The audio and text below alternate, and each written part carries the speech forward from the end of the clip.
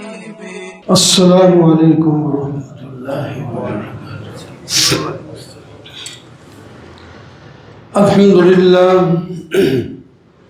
الحمد للہ وکفى والصلاة والسلام على سید الرسل وخاتم الانبیاء اما بعد فاعوذ باللہ من الشیطان الرجیم بسم اللہ الرحمن الرحیم وَأَقِيمُوا الصَّلَاةَ وَآتُوا الزَّكَاةَ وَأَقْرِضُوا اللَّهَ قَرْضًا حَسَنًا وَمَا تُقَدِّمُوا لِأَنفُسِكُم مِّنْ خَيْرٍ تَجِدُوهُ عِندَ اللَّهِ هُوَ خَيْرًا وَأَعْظَمَ أَجْرًا وَاسْتَغْفِرُوا اللَّهَ إِنَّ اللَّهَ غَفُورٌ رَّحِيمٌ۔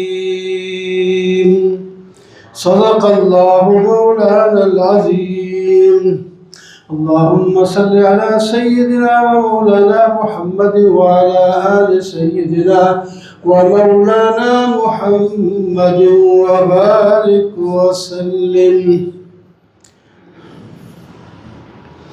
محترم و معزز سامعین، بزرگوں، دوستوں اور عزیزوں، میں نے سورہ المزمل کی آخری آیت کا ایک حصہ تلاوت کیا ہے، جس میں اللہ تعالیٰ نے 4 حکم دیے اور ایک ترغیب۔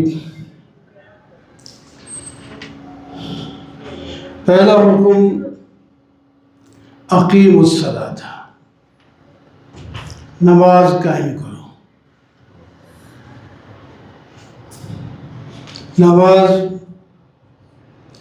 قائم کرو یعنی سب نمازیں اپنے وقت پر پڑھو، جماعت کے ساتھ پڑھو، دھیان کے ساتھ پڑھو، اللہ کی طرف متوجہ ہو کر کے پڑھو۔ یہ نمازیں اللہ تعالیٰ کا حکم ہے اور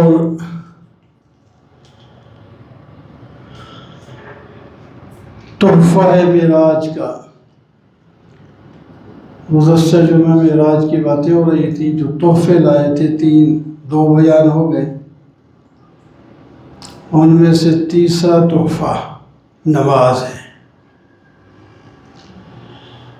الصلاۃ معراج المومنین، خود سرور کائنات صلی اللہ علیہ وسلم نے فرمایا کہ نماز مومن کی معراج ہے۔ میں تو معراج آسمانوں سے اوپر کر کے آیا ہوں اور تمہاری معراج نماز میں ہے، اس میں بھی شریک ہوں، میں خود بھی نماز پڑھوں، تم بھی پڑھو، اور تمہیں اللہ کا قرب نماز سے حاصل ہوگا۔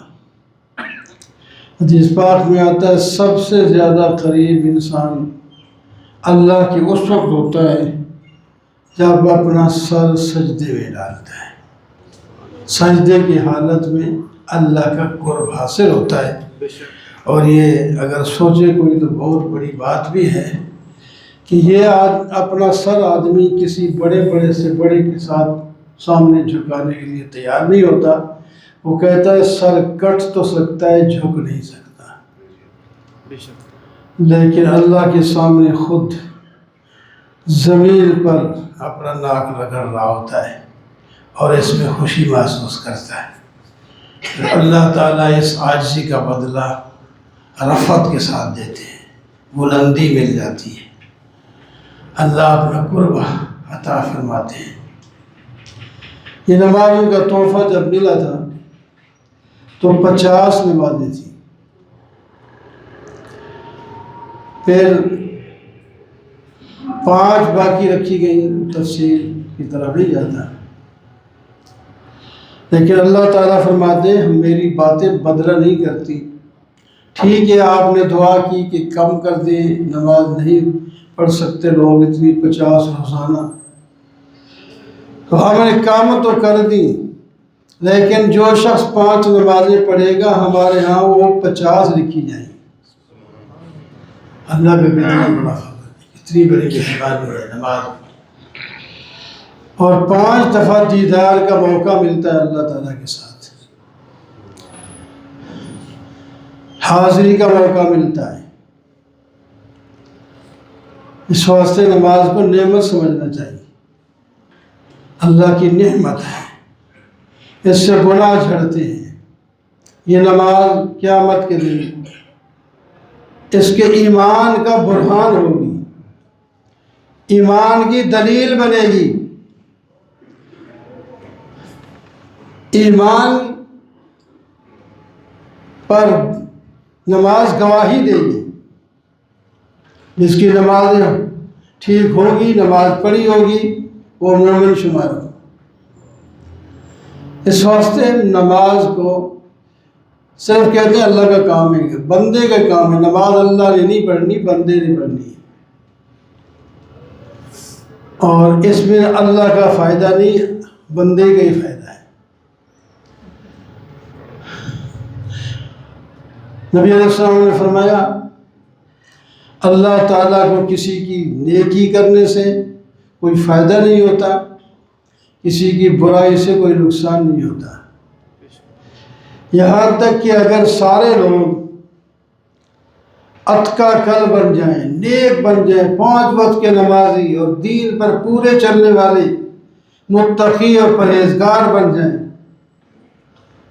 اللہ تعالیٰ کو فائدہ کوئی نہیں۔ اور سارے لوگ افجر قلب بن جائیں، بد کردار دل، جس طرح شیطان کا ہے، گناہ کر کر کے شیطان کی طرح بن جائیں سب لوگ، تو اللہ تعالیٰ کو کوئی نقصان نہیں ہوتا۔ نفع نقصان انسان کا اپنا ہے، اللہ تعالیٰ موقع دیتے ہیں۔ جس طرح سال میں کوئی نہ کوئی فصل، کوئی نہ کوئی چیزوں کا سیزن آتا ہے، وہ وافر مقدار میں ملتی ہے، تو اللہ تعالیٰ نے سال میں کئی سیزن رکھے، ان میں سے ایک سیزن رمضان کا ہے، جو اگلا جمعہ انشاءاللہ رمضان میں ہی ہوگا، روزے دار ہوں گے۔ یقینی طور پر اگر زندگی رہی تو پھر یہی باتیں ہو رہی ہوں گی۔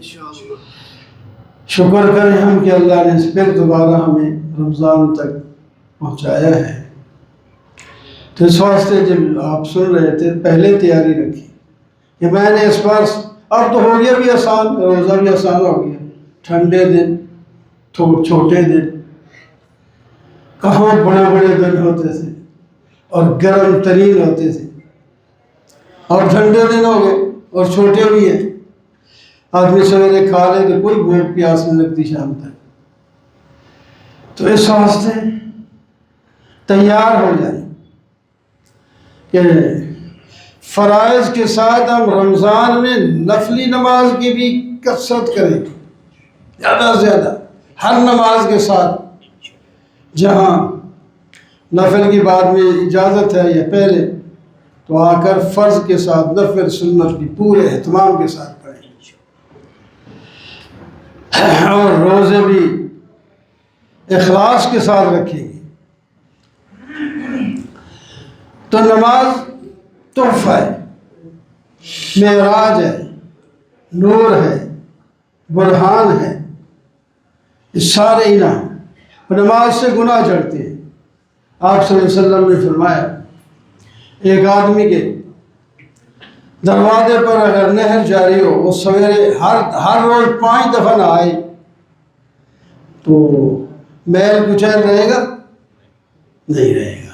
تو فرمایا جو 5 وقت نمازیں پڑھتے ہیں ان کے گناہ کی میل کچیل بھی نہیں رہتی، اللہ یہ کہ وہ مشرکانہ عقائد رکھتا ہو، پھر تو عقیدہ ہی ٹھیک نہیں تو پھر نمازیں کیا قبول ہوگی۔ عقیدہ بھی ٹھیک ہو، مشرک نہ ہو، موحد متبع سنت، پھر گناہ جھڑتے جائیں۔ دوسری مثال آپ نے فرمائی ہے خزاں کے موسم میں جس طرح کے بعض دفعہ درختوں کے پتے سب خشک ہو جاتے ہیں، خشک ٹہنی کو جب آپ ہلائیں گے تو سارے پتے نیچے گر جائیں گے۔ تو فرمایا جب آدمی نماز پڑھتا ہے تو ایسے جس طرح ٹہنی کو ہلایا تو پتے گر گئے، تو اس نمازی کے گناہ گر جاتے ہیں۔ ہے ایسا تحفہ، ایسی اچھی چیز نماز، تو پھر ہم نہ پڑھیں۔ اور جمعے جیسی چیز، ابھی دیکھ جمعہ ابھی جماعت کھڑی ہونے والے، ابھی اندر گال بھی نہیں بھرا۔ تو شوق اور ذوق ہو، شوق سے چیز کی قیمت بڑھ جاتی ہے، محبت سے جب کام کریں گے تو ثواب زیادہ ملے گا، سر سے اتاریں گے تو پھر تو سر سے ہی اترے گی بس۔ پورے اخلاص کے ساتھ، دھیان کے ساتھ نماز پڑھیں۔ اور نماز ایسا عجیب تحفہ ہے کہ اللہ تعالیٰ نے ساری باتیں اس نماز میں اکٹھی کر دی۔ مستقل روزہ مستقل عبادت ہے، حج مستقل عبادت ہے، زکوٰۃ مستقل عبادت ہے، جہاد مستقل عبادت ہے، انفاق خرچ کرنا مستقل عبادت ہے، اور ان کے اپنے اپنے فضائل ہیں۔ لیکن اللہ تعالیٰ نے نماز ایسی عبادت بنائی جس میں یہ ساری باتیں آ جاتی ہیں، جامع عبادات ہے، ساری باتیں چند منٹ میں۔ آپ 2 رکعت پڑھیں یا 4 رکعت پڑھیں، اس میں حج بھی آ جائے گا، زکوٰۃ بھی آ جائے گی۔ یہ نہیں کہ زکوٰۃ کسی اور فرض ہے کہ میں نماز پڑھوں تو زکوٰۃ ادا ہو جائے گی، وہ جو فرض ہے وہ تو آپ الگ ادا کریں، لیکن ثواب کی بات ہو۔ جس طرح انسان الہ صغیر ہے، پورا جہان اللہ نے اتنی بڑی بڑی چیزیں بنائی ہیں۔ اللہ تعالیٰ نے فرمایا جو کچھ میں نے پورے جہان میں رکھا ہے اور بڑی بڑی چیزیں ہیں، ایک چھوٹے سے چند فٹ کے انسان میں ہم نے وہ ساری چیزیں رکھ دی ہیں۔ اس واسطے یہ عالم صغیر ہے، جتنی چیزیں باہر ہیں اس کے اندر بھی ہو۔ وَفِي أَنفُسِكُمْ أَفَلَا تُبْصِرُونَ، اللہ تعالیٰ فرماتے ہیں تم اپنے گریبان میں جھانک کر دیکھتے نہیں کہ سارا جہان تمہارے اندر، میرا کمال ہے، میں نے سارا کچھ تمہارے اندر رکھ دیا اور تمہیں عزت دے دی۔ نماز میں روزہ بھی ہے، ابھی روزہ آ رہا ہے، کیا کہتے ہیں 3 کام ہوتے ہیں روزے میں۔ اللہ کی رضا کی خاطر صبح صادق سے لے کر شام تک نہ کھائے نہ پیے نہ اپنی نفس کی خواہشات کو پورا کرے، یہ 3 چیزیں اس سے رکا رہے تو اس کا روزہ ہوتا ہے۔ تو یہ روزہ نماز میں ہے، نماز میں کھا نہیں سکتا کوئی، اگر دانتوں میں کوئی چیز پھنسی ہوئی ہے اور اس کو نکل گیا نماز ٹوٹ جائے گی، روزہ تھا نماز میں۔ یعنی روزہ بلکہ سخت ہے، رمضان جو نماز کا روزہ وہ سخت ہے۔ جو عام روزے میں ہم چلتے ہیں پھرتے ہیں ہنستے ہیں روتے ہیں کوئی بات نہیں، روزہ تو نہیں ٹوٹتا۔ نماز میں چلنا پھرنا منع ہے، نماز میں ہنسنا رونا منع ہے، اللہ کے خوف سے آنسو نکلے وہ الگ بات ہے، لیکن وہ کو درد پیڑ سے ہاں ہوں کر کے روئے تو نماز ٹوٹ جائے گی۔ تو روزہ اس کے اندر موجود ہے اور اعلیٰ طریقے سے موجود ہے، لیکن جب روزہ کا دن آئیں گے روزہ بھی رکھنا پڑے گا، یعنی نماز پڑھتے ہیں روزہ بھی آ گیا اس میں۔ اس طرح زکوٰۃ کیا ہے؟ مال کا ایک حصہ خرچ کرتے ہیں اللہ کے نام پر مصرف میں، تو نماز میں بھی مال خرچ کرنا پڑتا ہے۔ آخر نماز ننگے کی نہیں ہوتی، کپڑے پہن کے نماز پڑھے، سطر فرض ہے، تو کپڑے جو خریدنے پیسہ نہیں لگے گا۔ سردی گرمی سے بچنے کے لیے نماز پڑھنے کے لیے یہ مسجد بنائی جاتی ہے تاکہ سردی ہے تب بچے، گرمی ہے بارش ہے آندھی ہے اس سے بچ کر آرام سے اندر نماز پڑھے، تو اس پر مسجد بنانے پہ خرچ نہیں ہوتا۔ پھر اے سی لگانے کے لیے ٹھنڈک گرمی کی موسم میں اے سی لگائیں گے تو اس کا بل نہیں دینا ہوگا، یا سردیوں کے موسم ہے تو ہیٹر چلیں گے تو اس کا بھی بل دینا ہوگا۔ پیسے خرچ ہوتے ہیں کہ نہیں ہوتے؟ تو نماز کے لیے پیسے خرچ ہوتے ہیں جس طرح زکوٰۃ میں پیسے خرچ ہوتے ہیں۔ تو بل کی بات آ گئی تو آپ ابھی کپڑا پھیر رہے ہیں تو سب کے اس کی اور کیا ہوتا ہے اپنا گیس کا بل، یہ سردی کا آخری مہینہ ہے نا، وہ سارے جوڑ جاڑ کے اکٹھا ہی کر دیتے، اس میں کافی سب کے زیادہ ہیں، مسجد کا بھی لاکھ سے بھی زیادہ ہے بل۔ تو آپ حضرات ہی نے تعاون کرنا ہے، ادھر کی کوئی فیکٹریاں اور کوئی چیزیں نہیں، ایک ایک پیسہ مل کر بہت کچھ ہو جاتا ہے۔